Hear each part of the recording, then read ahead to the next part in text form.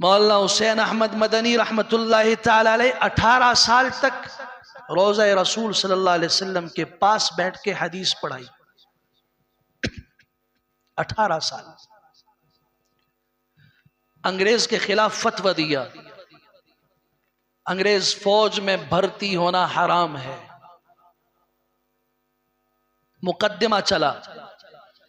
कराची में आज भी वो खालिक दीना हाल मौजूद है। हजरत को वहां बुलाया गया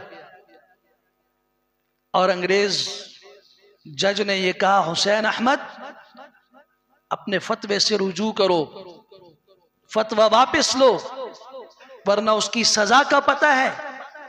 हजरत ने फरमाया, हाँ, तुम लोगों के यहां बड़ी से बड़ी सजा सजाए मौत होती है, फांसी होती है, मुझे डरने की कोई जरूरत नहीं। मैं जब अपने घर से